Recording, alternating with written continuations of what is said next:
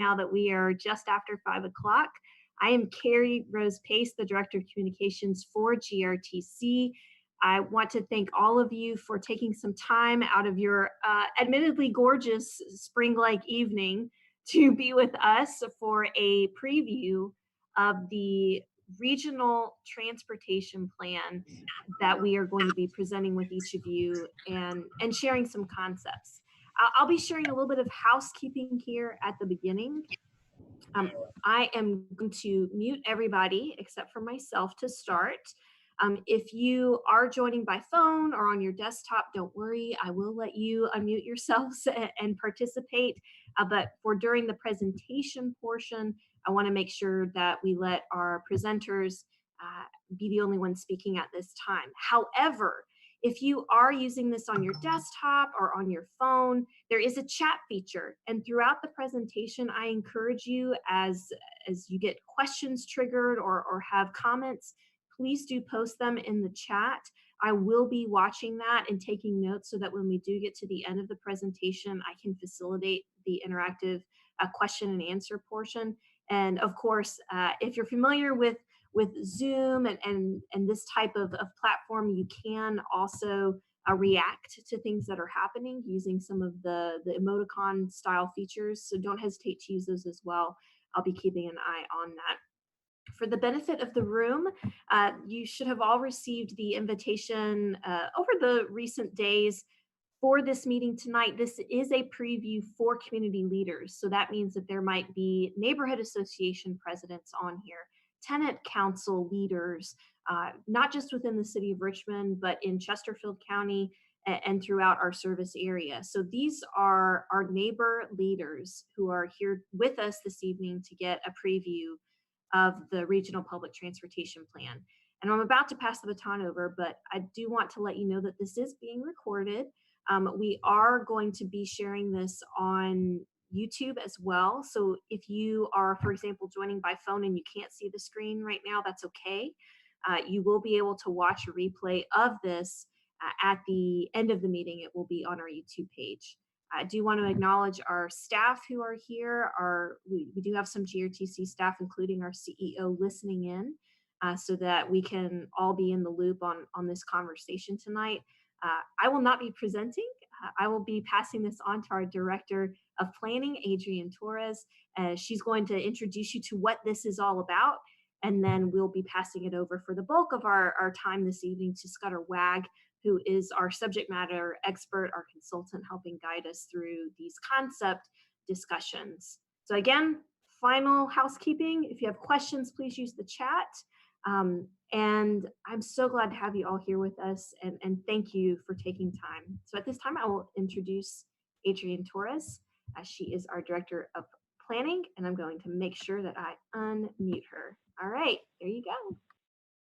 Thank you. Thank you, Carrie. Yes, just to reiterate what Carrie said, thank you guys so much for joining us.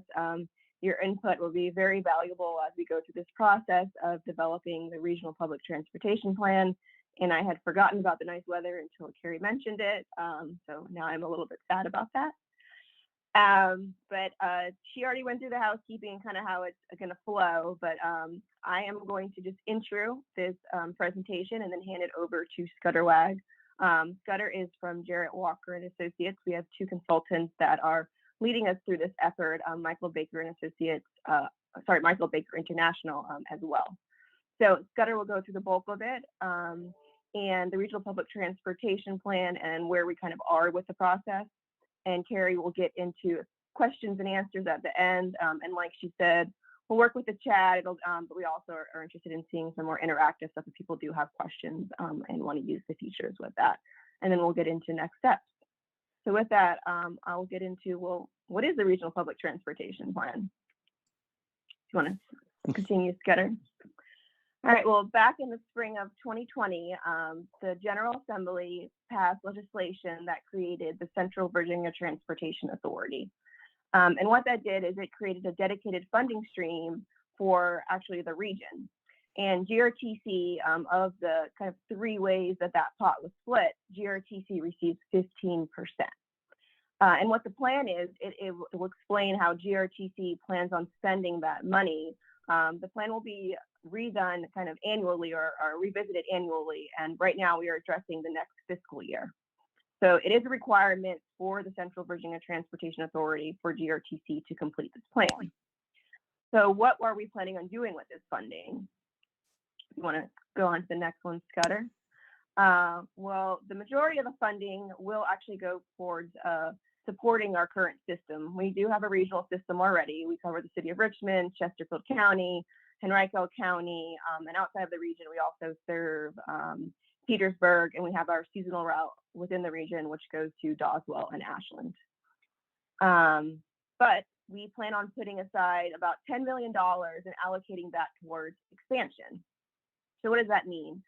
That means that we can grow the system about 20%. And I'm going to kind of say different versions of that. That means about 100,000 additional service hours. And a comparison to that is our Route 19 that runs in the western portion of Broad Street from Willow Lawn to Short Pump. That costs 22,000 service hours. One other way is about 17 more buses is also another way to look at that. Long term, beyond FY 22 or 23, we will have to seek out probably additional funding from either local partners or other funding sources to continue to support the expansion efforts. But at this point in time, we plan on looking at FY 22. With that, I'm going to hand it over to Scudder, and he's going to kind of talk about the concepts that we've developed for expansion. Thanks, Adrian. Everyone hear me all right? Good. So what could GRTC do? What could the region do with a 20% expansion? So it's helpful to start with what's GRTC doing today? What does the system look like today?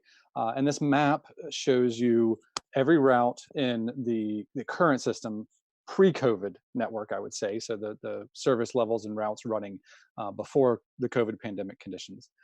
Importantly, color-coded by the frequency of service. And that's always important because the frequency makes an enormous difference in how useful service is to people, because waiting time for service is critical for your potential for getting somewhere in a reasonable amount of time. So on this map and all the maps we'll show you tonight, you'll see red colors meaning high frequency service every 10 or 15 minutes or better. Blue colors meaning service about every 30 minutes. Green colors meaning service every 60 minutes. And tan colors like the 29X on this map, or the 93, for example, meaning limited trips, peak only services, for example. So, what could service look like with 20% more than this? It's not just about where your service is going, though.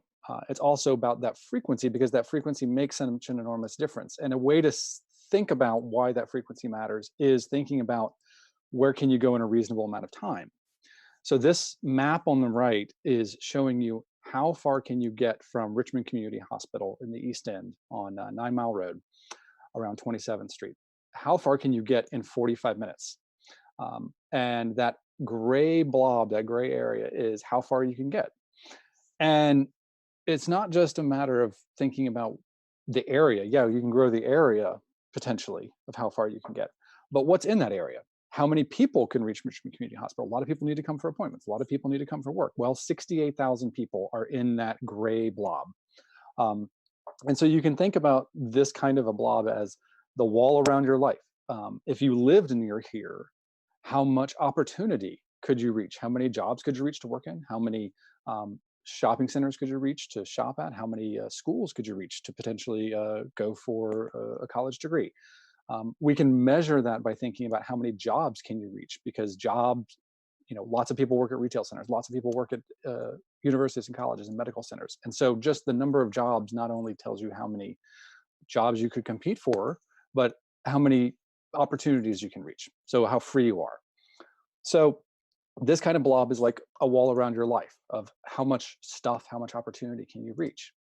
And we can measure that across the whole region and make a heat map of it, which is basically what this map is here. It's showing you how much opportunity you can reach in 45 minutes from different places around the region. And brighter, darker reds here mean you can reach more jobs, more opportunity.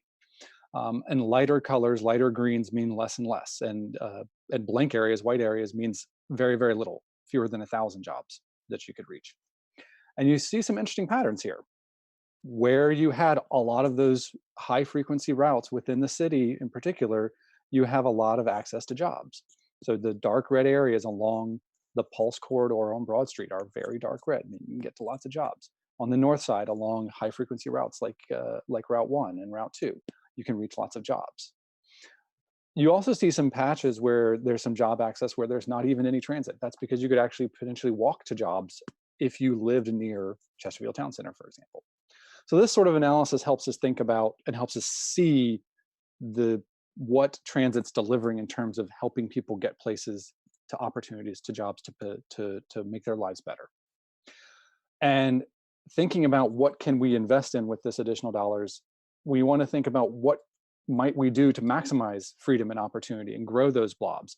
Well, to grow them, we want more frequent service in a connected network that's fast and reliable, and in particular goes to transit friendly places, dense, walkable, linear, and proximate, because those are things where we'll get lots of people near useful transit. And frequency, I've already mentioned a couple times, it's really, really critical. It's the first thing that really matters in really useful transit for people, because you can go when you want to, you can make connections between frequent routes, and it's a backstop for reliability. And for folks who don't use transit very much, frequency can be something that is hard to imagine. If you just drive every day and you don't deal with transit, it's not something you experience in day-to-day life. So an elevator is the sort of thing you have to wait a little while, and it might be annoying. A long traffic signal, a really long freight train. Those are the kinds of things when you're, driving around most of your life that are similar to the problem of having to wait until the vehicle's ready to go before you can go somewhere. So another analogy might be, if you had a gate at the end of your driveway and it only opened once an hour, that's kind of the experience of living on an hourly bus route. So you better be in your car ready to go with, your coffee and ready to leave by 7 a.m. if that's when the gate opens and when you have to be there, to get to work. That's kind of the experience. If you miss it, then you're in a tough spot. So frequency is really, really critical to how useful service is, but it's expensive. If you want to increase the frequency of service from every 30 minutes, for example, to every 15 minutes, that's going to cost twice as many buses. It's going to cost twice as much money. So we can't be equally useful to every part of the region with higher frequency or more frequent service. So we have to think carefully about where to take those, and that's where we have to think about where will transit get a lot of potential riders, but more importantly, serve a lot of people with this very precious asset and useful asset. So as we think about where can we reach a lot of people, we look at density, linearity, walkability, and proximity. So just really quickly, density, if you have two bus routes, if they cost the same amount of money, but one is in a place with twice as many people as the one in the lower example, that's just twice as many people who are near the service, who can find the service useful, who can benefit from the service, and who will potentially ride the service. Just a basic geometric fact.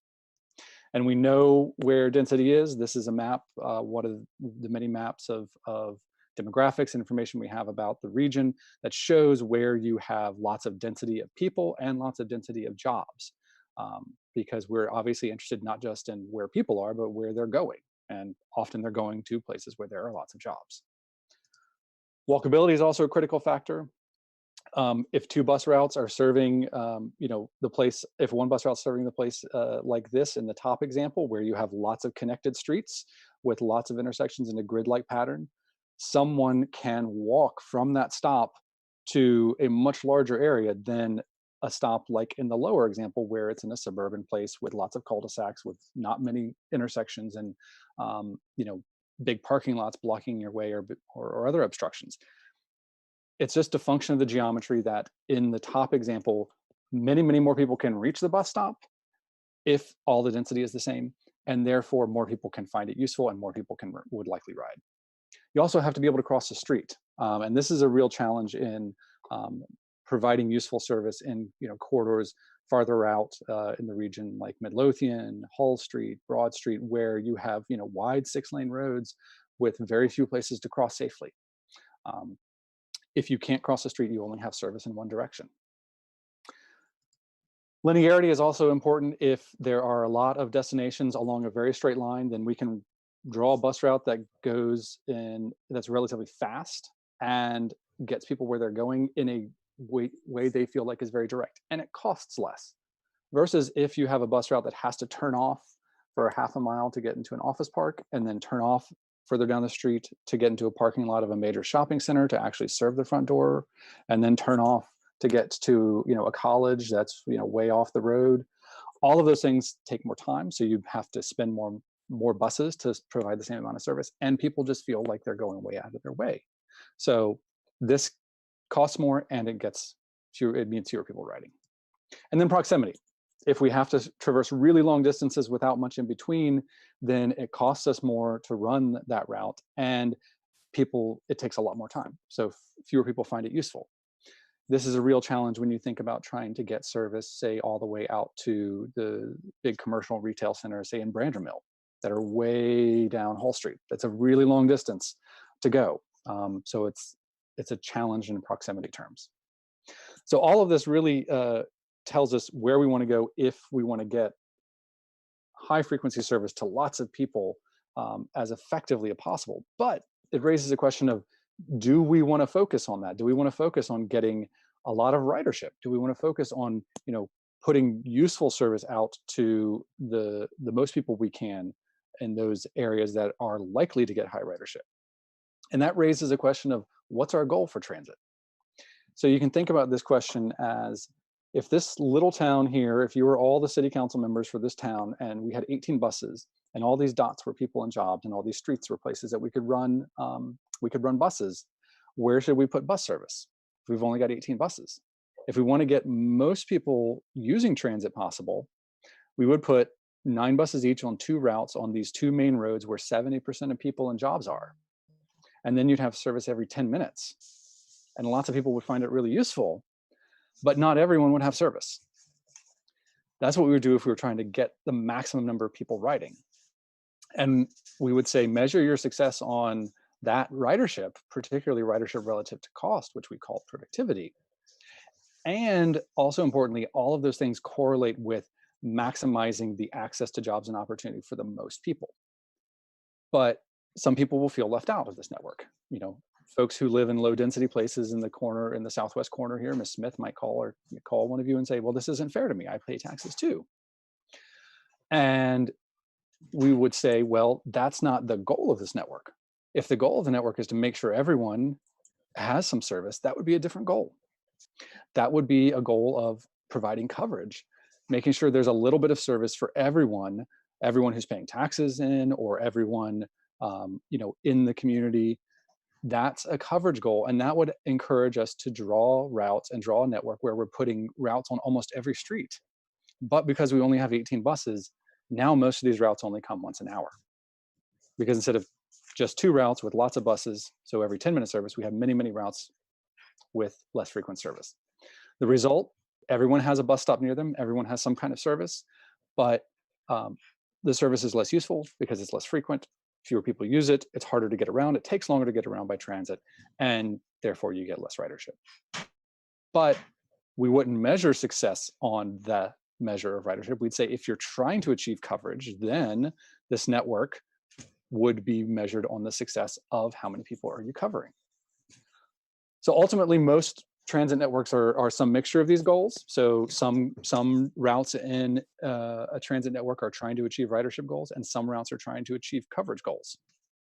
And that is an important part of explicitly thinking about what portion of your transit budget should be going to things like getting as much ridership as possible, competing with cars, getting people out of cars, supporting dense and walkable development, and all those green benefits of transit, which come from people riding transit, versus the things like getting some kind of access for as many people as possible, lifeline access to as many parts of the community as possible, which are things you do that are more coverage-like. So all of this is important to understand as we think about what you might do with this additional funding. How much of it do you want to spend on ridership stuff? How much do you want to spend it on coverage-like stuff? So we've drawn 2 concepts of how you could expand the network in different ways, or improve and advance the network in different ways. And we call one of them a ridership concept because on the left here, you see in this map, it's a little hard, I'm going to go into more detail in a second, but you see generally more and darker red colors, meaning we have spent more of that expanded service on more frequency in the densest, busiest places. Versus on the right, where you see less of the dark reds and reds and more of the greens and blues. So we're saying spending more of that dollar in a way that's coverage oriented. So what does this look like across the region if we increase service by 20% in these two different ways?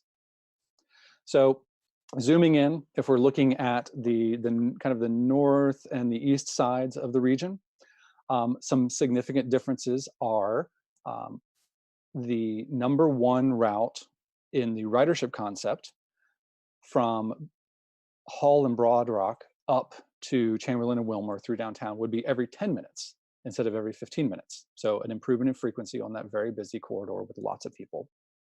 And there would be a 30-minute extension of that route. So every 30 minutes, there would be an extension of the route going all the way up to Brook and Parham. There's no service along that section of Brook today, except for a very small part that gets Route 93 service occasionally. Route 3 would be extended from Highland Park north every 30 minutes to Azalea and then to Chamberlain and Wilmer. And Route 7 would be increased, there would be an increase in frequency on Route 7 between downtown and Laburnum and 9 Mile. So increasing the frequency of that service in the East End, which is a busy corridor. It has lots of destinations, hospitals and shopping destinations and so on. The ridership concept would also increase the frequency of Route 5, which serves parts of the East End, Whitcomb and Mosby in particular, through downtown to VCU and Carytown. The coverage concept would invest differently. So you do not see the increases in frequency of the Chamberlain corridor or Route 5. So the number 1 and the number 5 stay what they are today every 15 minutes. There's an extension still up Brook Road into Henrico that is hourly instead of every 30 minutes. That goes all the way up to Virginia Center Commons. So it goes farther, but it's less frequent. You still have the extension every 30 minutes on Route 3 from Highland Park up to Chamberlain and Wilmer, which is a good connection to shopping and to some apartments along this corridor. But you also see an extension, another hourly extension off of Route 1 going out Azalea and Meadow Bridge and connecting to Memorial Regional Hospital. So again, less frequent service, but going to more places in a coverage kind of oriented fashion. The coverage concept, another key difference on the East End, there's no increase in frequency on 5, but Route 39 is maintained. Route 39 is not maintained in the ridership concept. And then lastly, kind of for this part of the city in Henrico, you see Route 14 would be extended and take over what Route 4B does today in Fulton and up Fulton Hill and Williamsburg Road and all the way to White Oak and onward to the airport every 30 minutes. The ridership concept, if we're looking towards the south side, in the ridership concept, we have that 10-minute service on Hall Street to Broad Rock, which then splits into a 30-minute service that's going out Midlothian like the 1A does today and continues all the way out to Chesterfield Town Center on Midlothian. So a big new extension out to Chesterfield Town Center every 30 minutes. And Route 1C is now every 30 minutes on Hall Street to Chippenham Mall, where it currently ends today, but it's now every 30 minutes. Part of that is improved because Route 2B is put in along Warwick to replace Route 1B. And that goes to Southside Plaza, which provides a new connection from Southside Plaza to Chippenham Hospital. And those are the primary changes that happen in this network. The other change I'll note is the current Route 111 would basically become part of Route 3B. That's not an improvement in service. It's just kind of, you have a one-seat ride now from everywhere Route 111 serves today all the way up into downtown. So still every 30 minutes, but you no longer have to transfer a food line if you're going into town or back out if you're going out of town. The coverage concept down here is very different. So again, no 10-minute service on Hall Street in this concept in the inner parts of Southside, but you see more green lines in this concept. You still have the extension out to Chesterfield Town Center every 30 minutes on Route 1A. You still have the 2B coming down Warwick to Southside Plaza, providing that connection that I talked about in the ridership concept. But here you have a lot more hourly route extensions going out into less dense places that are kind of far away. So you wouldn't get high ridership, but they provide lifeline access. Like 1C would go all the way out hourly down Hall Street to Commonwealth Center in Brandermill. Some new routes, 84 would serve Wilkinson Terrace area along Belmont and Turner Road. A new Route 85 would come out of Southside Plaza and come down Iron Bridge all the way to the Chesterfield Government Center and down Route 10 to Richmond Highway and John Tyler Community College. And Route 86 would be extended to Meadowdale Boulevard and eventually onward to the Food Line on US Route 1, where Route 3B, where we connect with Route 3B. So, a big difference here, not as frequent as the ridership concept, but more hourly routes extending out into lower density parts of the region. Moving on to the western parts of the city and Henrico County. On the left in the ridership concept, a couple of key differences. Route 19 is every 20 minutes, which is an improvement from today. Route 19 is every 30 minutes. So this would be an improvement in frequency on Broad Street from Short Pump to Willow Lawn. Again, Route 5 is now every 10 minutes. So from Carytown into to VCU to downtown and onward to the East End every 10 minutes. And a key difference here with today's network is that there is no longer a Route 77 through the Museum District and the Fan in this concept. The Route 77 to University of Richmond is replaced by a 30-minute extension of Route 5 that would go out Cary to Malvern to Grove and onward to the University of Richmond. And two other important differences in the ridership concept from today. Routes 18 and 79 are extended and combined into a large West End loop that would serve every 30 minutes, would serve St. Mary's Hospital, Henrico's Doctors Hospital, Regency, and then up Pemberton to Mayland to Parham, serving Henrico Doctors Hospital, the Henrico Government Center, the Amtrak station on Staples Mill, and then back to Willow Lawn. So a large two-way loop in either direction, extended versions of Route 18 and 79. Lastly, there's a slight change to Route 29 to provide reverse commute service to Innsbrook from downtown and connecting to Route 19 in the West End at Broad and Cox. In the coverage concept, again, the big difference, there's less frequency, but there tends to be more coverage. So Route 19 is only every 30 minutes in the coverage concept, but it is extended to Wilkes Ridge Parkway to Sheltering Arms facility out there in Goochland County.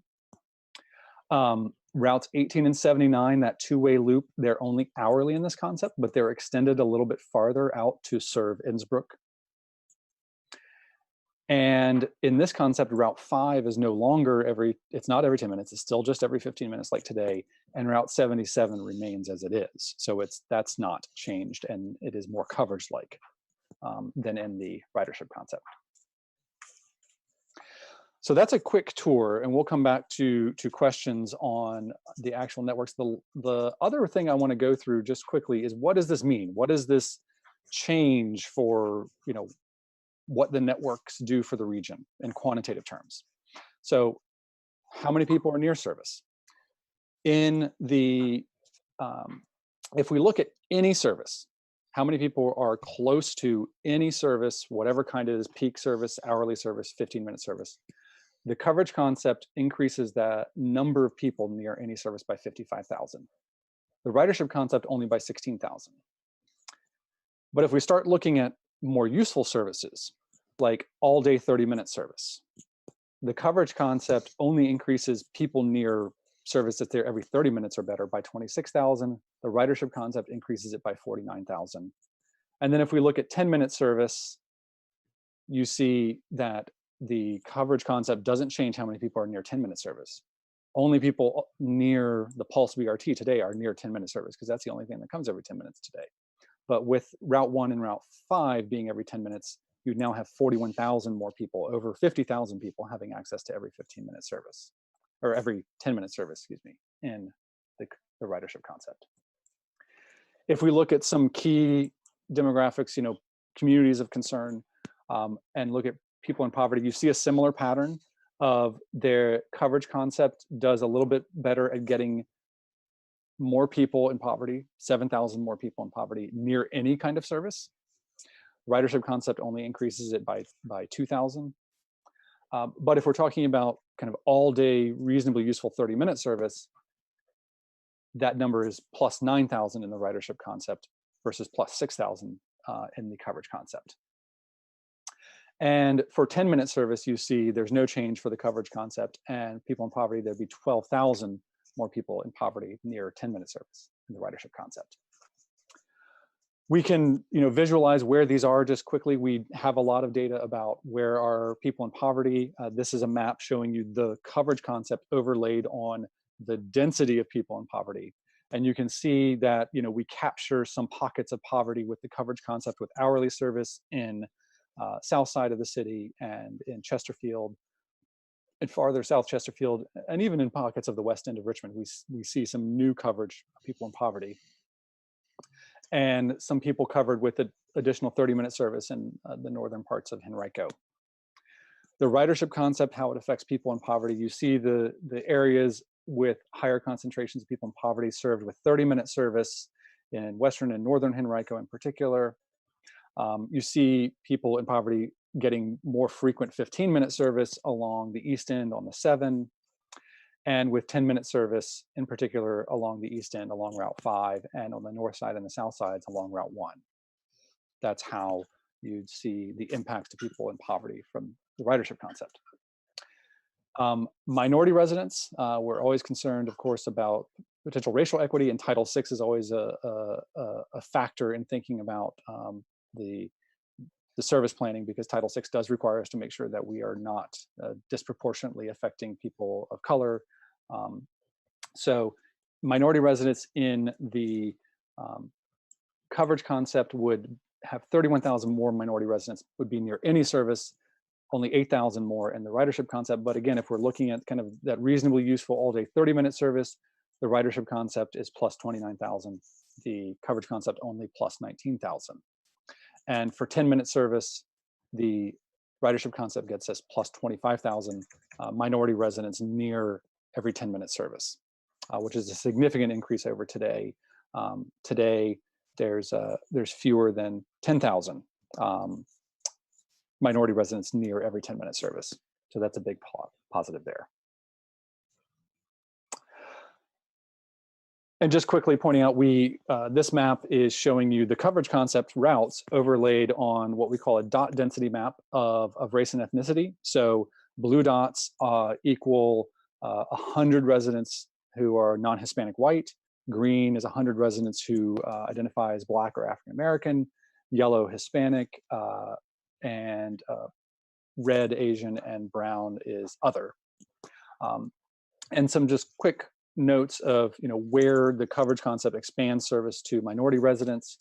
You see the expansions of coverage in Chesterfield hit some significant pockets of minority residents.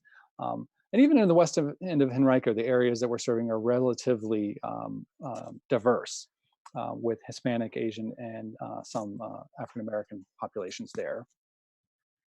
And then the 30-minute service improvements along Meadowbridge and Azalea hit significant pockets of minority populations as well. In the ridership concept, the effects to minority populations, you see the 30-minute service improvements hit some diverse areas of the west end of Richmond, and again, that same pocket along Azalea and Meadowbridge with Route 3. The frequency improvements, the Route 7 hits sizable pockets of minority residents in the east end along 9 Mile Road. And the improvements of Route 1 and Route 5, hit significant pockets of minority residents on the south side and the east end. So coming back to what I was talking about earlier, what can you reach? How does this change people's access to opportunity and effectively freedom? We can measure this, like I was telling you before, how far you can reach. Again, from Richmond Community Hospital, this is how far you can get in 45 minutes today. This is what it would be in the coverage concept, a small increase in jobs and residents reachable, 4 or 5%. The ridership concept makes an enormous difference because this place happens to be on Route 7. And by doubling the frequency of that route, you really significantly reduce people's waiting time. They get where they're going faster. Makes it easier to transfer to other routes. So a 25% increase in jobs reachable from here, or 70% increase in residents that are reachable from this point. So you can think about this as, the hospital now has access to 70% more people by transit who could work there, who could make appointments there, and so on. If we look at a place like Highland Park, 6 Points, Brooklyn Park Boulevard, and Meadowbridge 4th Avenue, this is today. This is in the coverage concept, 2% increase in jobs, 9% increase in residents reachable. And I flip back and forth, and you can see how that extension of Route 3 expands access up into this part of Azalea Avenue from that neighborhood. And the ridership concept, about 6% in jobs and 18% in residents. And if we look at the south side of Richmond, at Swansboro neighborhood, for example, this is today. This is the coverage concept, a 1% increase in jobs, 6% increase in residents. The ridership concept has a big effect here because we increase the frequency of Route 1 to every 10 minutes. So it's 22% more residents reachable, 10% more jobs reachable. We have a different version of the same kind of diagram that we'll be working to share with folks that shows the same sort of comparisons just side by side. So you would be able to hopefully download these soon. And this is from Stonebridge, from Midlothian Turnpike and Chippenham, basically, how much farther you can get. And on the right is the coverage concept, a 75% increase in jobs reachable and 59% increase in residents reachable, because we are extending that service, all the way out Midlothian to Chesterfield Town Center. And you have a similar impact on the ridership concept because both concepts have that extension to Chesterfield Town Center. You look at places, say, like Hopkins Road and Meadowdale Boulevard in Chesterfield, where there's no service today. So the gray blob underneath this blue blob is showing you can walk in 45 minutes, basically. The coverage concept, we put some service out there, but it's only 60-minute service. So it increases the number of jobs you can reach in percentage terms by a lot, but not in like raw terms, because you have to wait so long and you don't get very far after you've waited so long for the bus to arrive. In the ridership concept, there is no service here. So we've made no change in that situation for folks in that. So this is an example of just kind of seeing how frequency makes such a big difference in really changing people's access. And like I showed before, you can basically turn these diagrams into heat maps that show the increase or decrease in jobs reachable. And this is the change. So dark blue are areas with large increases in jobs reachable in the coverage concept. So you see that along Hull Street in the city, along Midlothian in the city and in Chesterfield, along Williamsburg Road in the city and Henrico, and out in Innsbruck, and along Azalea and Meadowbridge in the city. A small decrease in a few places because we've adjusted the frequencies of service down a little bit in Route 79, for example. The ridership concept, you see many, many more dark blue areas, significantly more, because that increase in frequency makes such an enormous difference to job access for many areas along Hull Street in the city, many areas along Chamberlain in the city, and out 9 Mile Road and in the city and in Henrico, and along Staples Mill and Broad Street in Henrico, big improvements. And we can summarize, what does that mean on average for people? For the average resident of the region today, the existing network, there's a lot of people who don't have much access to jobs because there's just no service. There's a lot of people who have pretty good access because they live where there's good access. Today, about 17,000 jobs are reachable in 45 minutes. The coverage network would increase that by 4%. The ridership network would increase that by 16% to over 20,000 jobs reachable in 45 minutes. For the average minority resident, the coverage network would increase it by 6%, the ridership network by 17% to more than 25,000 jobs reachable in 45 minutes. And for the average resident in poverty, the coverage network would increase their access by 4%, the ridership network by 14%. The average resident in poverty has higher average access today because so many people in poverty live in places that already have transit access, more so than the average resident of the region who tends to be spread out across, all of the jurisdictions in the region.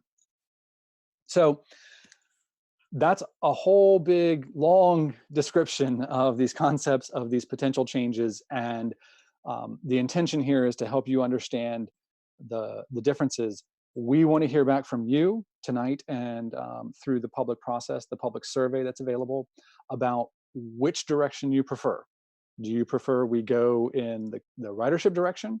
Do you prefer we go in the coverage direction? Do you prefer we go somewhere halfway in between? Are there particular ideas in these networks you like?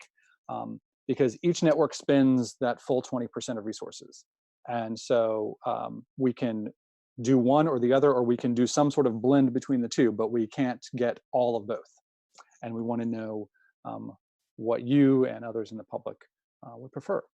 So with that, I'll throw it out to questions like, which way are you leaning? What questions do you have about this network? What more do you need to know? And Carrie, I've seen a lot of chats, so. Yes, we have some really great questions that have already come in during your presentation, so I want to start going through them. And while we start going through the question and answer period, it's okay to keep posting questions in the chat. I'll be going through those, and then as we continue to go through the next 15 minutes of the meeting, there will be opportunities for you to unmute yourself if you prefer to just ask your question verbally. So the first question comes from Renee Eldred. What ridership data are we using to determine these concepts? Do we really know what will be needed post-pandemic, and will ridership recover to what it was pre-COVID? So Adrian, that might be more of a ridership related question for you. Sure. Well, I guess data itself, we did provide pre-COVID as well as what ridership looks like now. But with that, I want to go ahead and say that what COVID did is it really pointed out that transit, especially in the Richmond region, it really is an essential service. You will see a significant decreases on our express routes, and then the Pulse route itself went down maybe, I think right now it might be about 45%. But even with the Pulse, I want to note that our goal for the Pulse was 3,500 individuals per weekday. And I think right now we're still around 4,000. So even with that level of decrease, we are still showing that that is still also an essential service and greater than we had even thought. Back when it was kind of hitting capacity, it was at 8,000 pre-COVID. And the rest of our service, as a whole, we may have hit around 20% down, but all the routes, especially those identified in the ridership concept, are being used pretty frequently. It is essential. The main reason people use our service is to get to jobs, and people still have to get to jobs today. So whether it's the ridership concept or the coverage concept, our system does show that ridership is still continuing today as an essential service. Okay, thanks, Adrian. Now we have a question from Josh Stone, and this is about budgeting as we plan to budget for this growth. So what if we put in one of these concepts or a blend of them, but we're looking at that 10 million? What if in several years or down the road, we don't have the return to some of the local funding that we're currently projecting might recover, whether through local partnerships or increases through the individual localities themselves? What happens if we put all this in, but we can't afford it? What's our assurance through the planning process? So a little bit of background actually on the concept development themselves. This is a GRTC plan per the requirement of CBTA, but is also being done in collaboration with the Richmond MPO. So with that, we are working with all of the jurisdictions in this development. We actually developed both these concepts in a 2 to 3 day core design, I guess they call it a retreat or workshop, where we all sat together. I mean, there might have been maybe 20 of us, and there's representation from Henrico County, Chesterfield County, Hanover County was there, City of Richmond, several other transit-related agencies, GRPT, VTA. So we all worked together to develop both these concepts, and I would say both of them lay out priorities for the region. But I mean, this is the big purpose of the public engagement, is to see, okay, well, of these two ideas, what is the preferred method. I mean, you saw the benefits of both of them. So we will get back together after we do go through this public engagement process with that same core group, and build, maybe it is one of them, or maybe it is a blended model that will have the regional priorities for the network. So with that, the point is that the jurisdictions will be engaged throughout this whole process. We are refining our financial projections now to really know maybe when that gap does hit, so that if it is from the local jurisdictions, they'll be well aware so they can plan for that during their own budgetary processes. But I'm going to lean on the ridership concept for this. So we also get federal dollars and state dollars related to kind of productivity. So if this does bring in more riders with any of these kind of expansions, we will see kind of a delayed investment with more revenue in the future. So we'll look forward, hopefully, to that. But there's other opportunities also. There are demo grants through GRTC, for example. Let's say Midlothian Turnpike. It does not have service today. So that would be a great one to see as far as success with that. So if that was the case, then the dollars themselves could be used kind of in a later year. So we are definitely staying on top of that and working with the partners as we continue to refine projections. Okay, great. And this was the last question that came into the chat so far, and then we'll let people have an opportunity to unmute themselves and ask questions before the group. This one's from Jonathan. The Route 1C concept that extends into Hanover County to reach the hospital, would Hanover County have to approve that extension just themselves within their own jurisdiction, in addition to the CBTA larger discussion? Like I mentioned, Hanover County worked with us as we develop these concepts.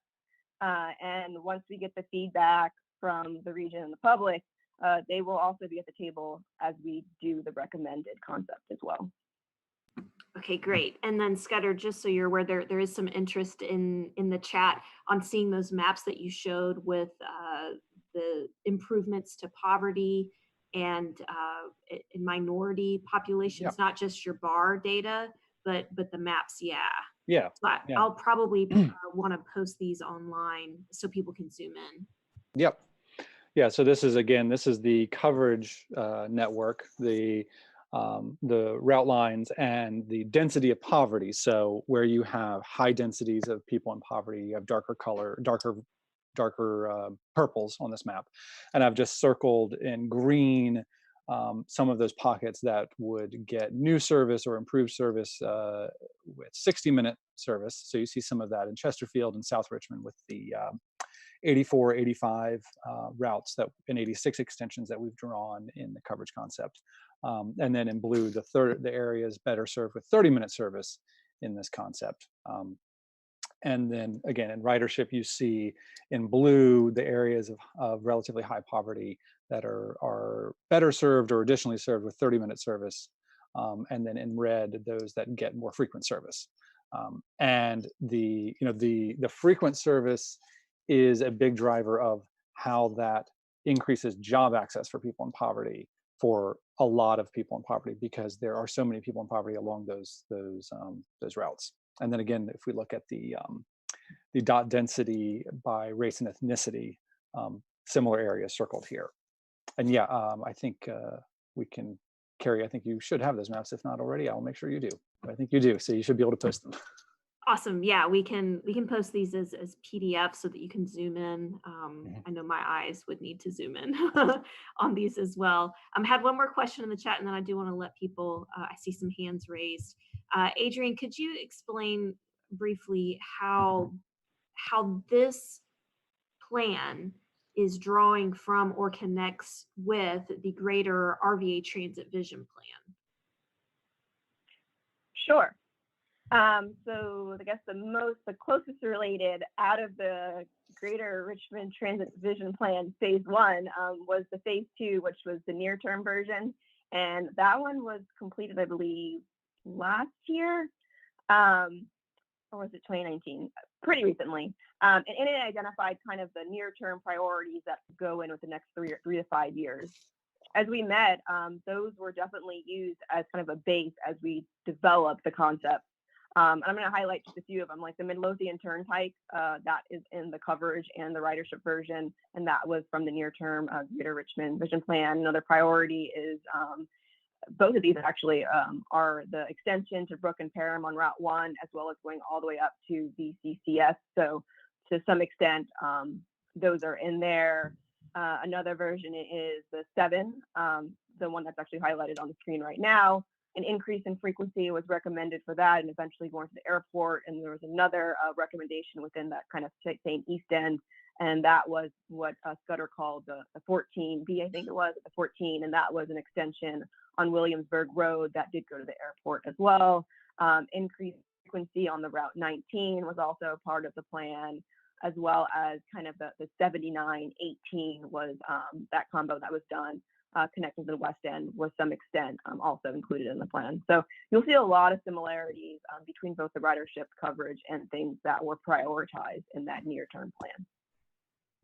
Okay, great. And Renee Eldred has raised her hand. So Renee, you are up. Can you hear me? Yep. Yes, we can. I know with the new tax dollars that's going into the regional effort, you'll be getting money, should be getting money on a regular basis.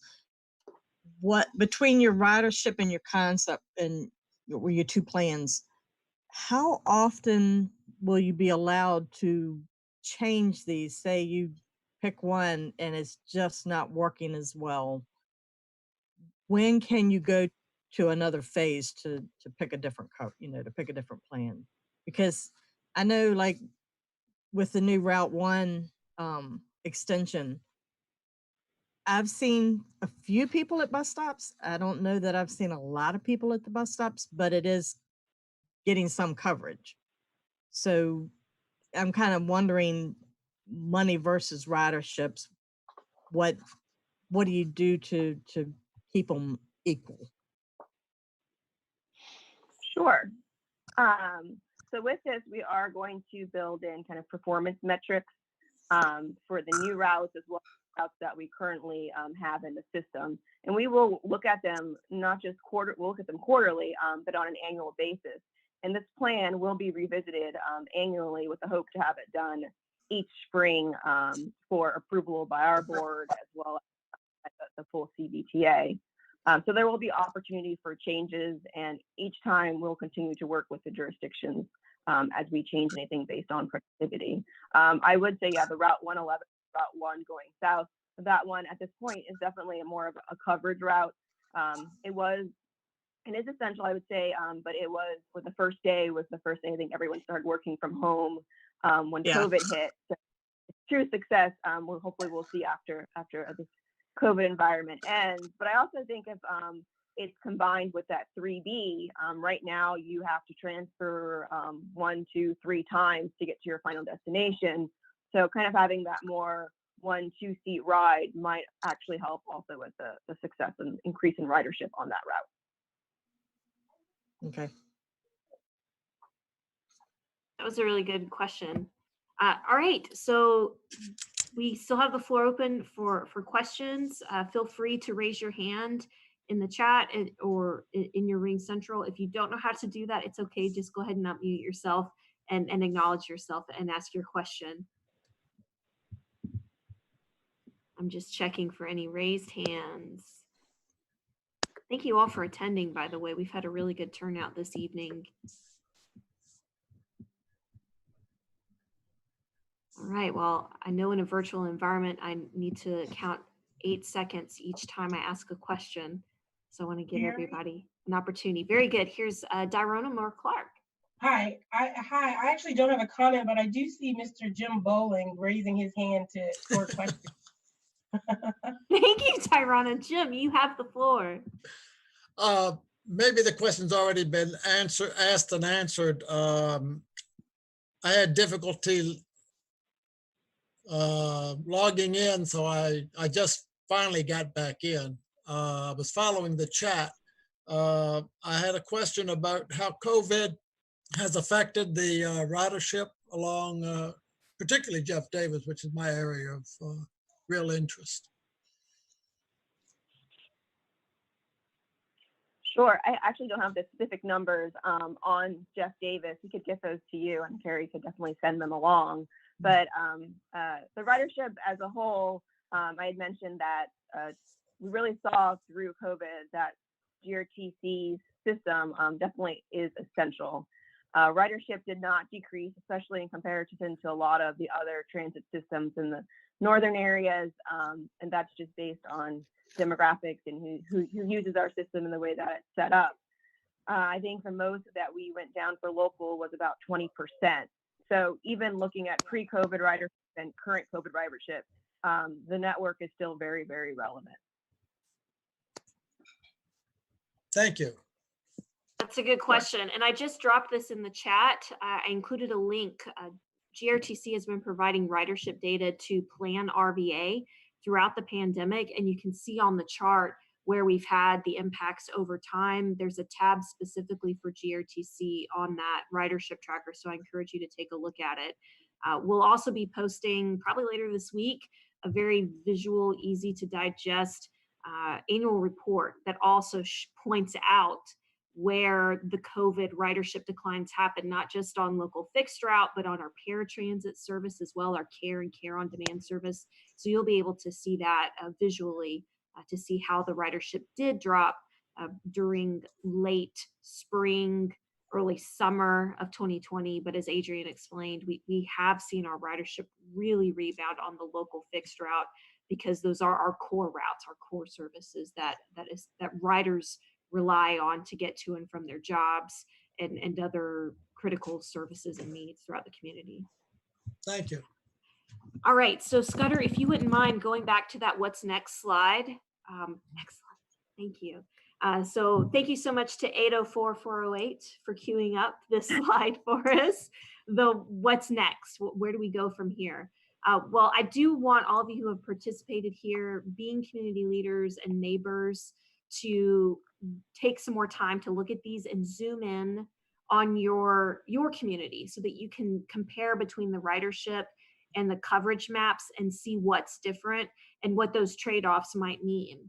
Spread the word for us because we will be having the public meeting. This is for the general public to attend on March 4th, so later next week. We wanted to give you all time in advance. Oh, thanks, Patty. Patty is our 804-408. And we want you to please, please, please take the survey, share the survey link. We've already been getting excellent responses. I think we're up above 50 already with responses to the survey. We would love to get that number into the hundreds at a minimum. For reactions, the survey shouldn't take more than about 6 minutes per person. It's really just a few questions, showing the two options, asking people very basic questions about what they value most. And that will help us get onto phase 2 of our public engagement process.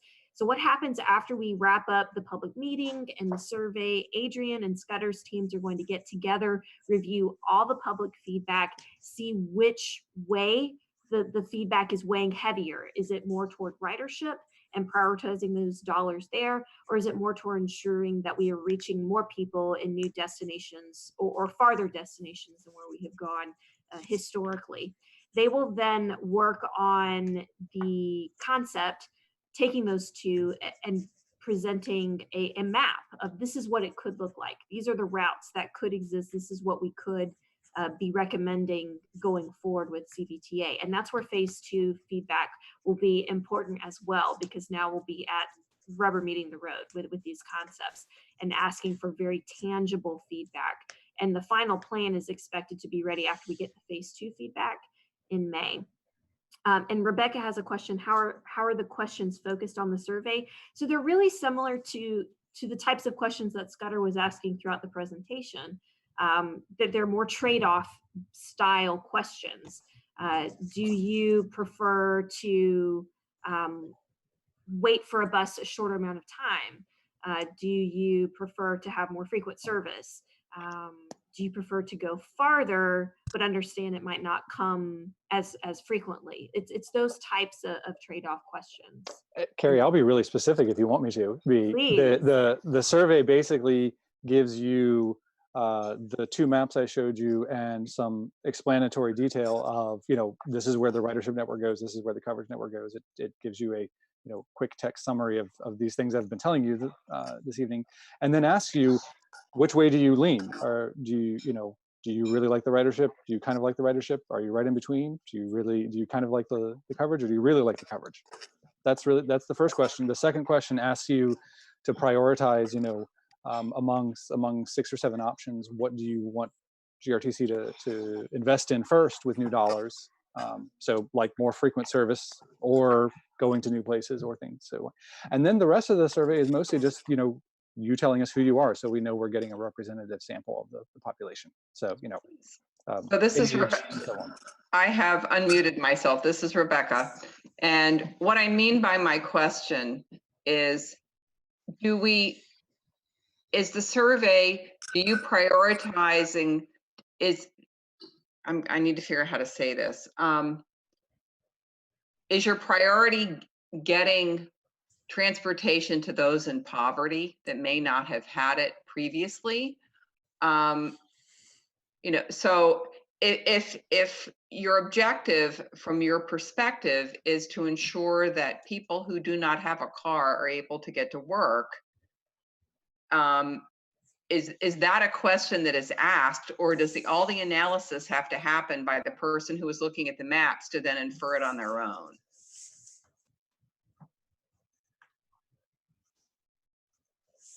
The questions are not framed as I think as you're asking. It's not framed in, do you want transit to focus on getting people without cars to jobs? It's not quite asked that way.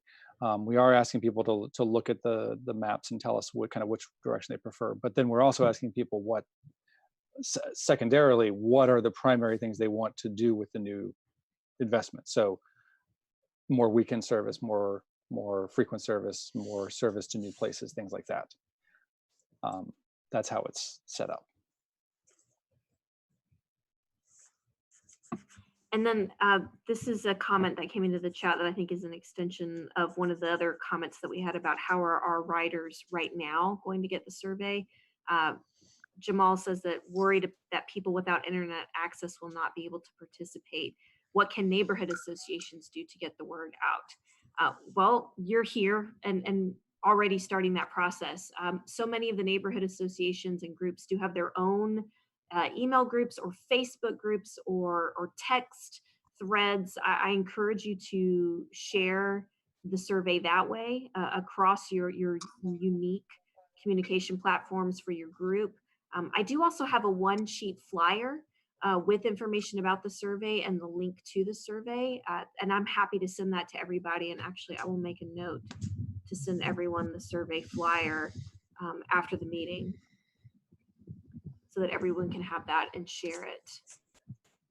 Normally, in a non-COVID scenario, we would have staff out riding the buses and engaging in close contact with riders. What I think we'll end up having to do, though, because of the pandemic, is target some of the busier bus stops and do paper surveys that way, so that we touch the riders, but not literally get within unsafe social distance at this point in time. But that is something that we will be doing in both phases of the survey. Renee has her hand raised. So Renee, if you want, you can go ahead and unmute yourself. Sure. My question is, I'm pretty sure I follow the GRTC Facebook page, and I have not seen anything come across on this. I was wondering if you have it on the website, because I do administer a couple of pages that I can share them on if there's something that I can share. Yes, I will be posting all of that probably this evening. I wanted to let you guys get the jump before I did my big mass, blanketing of all of our resources. So our riders who use our app will be seeing an alert telling them, hey, go to our website, we've got a survey. If they use our track by text tool, they'll actually get a link by text when they're checking on their next bus arrival. They'll receive a link to our website as well. I'm going to be updating when people call our call center, our customer service call center. I'll be changing out that message, telling people that we are doing this, that we're requesting rider feedback, that we want them to go to our website. It's rare, but sometimes we do get people who call into customer service and ask the customer service representative to fill out the survey for them. But it's rare, but that we can do that. And it's already on our website. So if people have been on our website, they have been able to see it highlighted heavily. There's a green alert bar that appears on every single page of our website right now.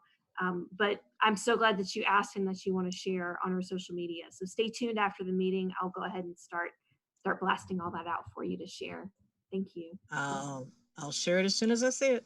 Awesome. Thank you. All right. All right, I'm just gonna scroll down and make sure I haven't missed any raised hands, and I'm gonna flip through the cameras and make sure I haven't missed anything. I do want to acknowledge that we've had a couple of our board members in attendance this evening, including our board chair, Ben Campbell. So thank you for being here. We've also had our chief of staff and our CEO listening in. Maymont, Riverview, thank you, Mark, for being here.